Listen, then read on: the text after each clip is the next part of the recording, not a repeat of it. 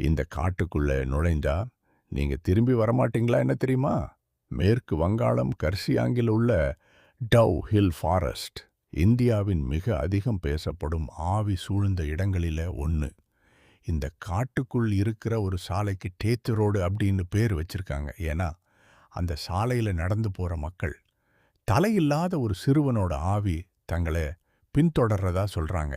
அந்த காட்டுக்கு பக்கத்துல 1879 கட்டப்பட்ட விக்டோரியா பாய்ஸ் ஸ்கூல் இருக்கு. டிசம்பர் மார்ச் மாசம் பள்ளி மூடி இருக்கும்போது யாரும் இல்லாத அந்த கட்டிடத்துல காலடி சத்தமும் குரல்களும் கேக்குதுன்னு உள்ளூர் மக்கள் இன்னும் நம்புறாங்க.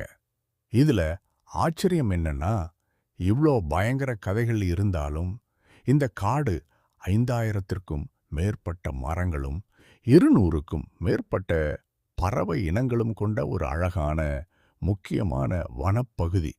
அதனால தான் இன்னைக்கும் இரவு நேரத்துல இந்த காட்டுக்குள்ள போக அனுமதி இல்லை. இது வெறும் நாட்டுப்புற கதையா, இல்ல உண்மையிலேயே ஏதோ ஒன்று அந்த மூடுபனி மலைகள்ல மறைஞ்சிருக்கான்னு அதை முடிவு பண்றது உங்க கையில தான் இருக்கு. கமெண்ட்ல சொல்லுங்க, நீங்க இதை நம்புறீங்களா?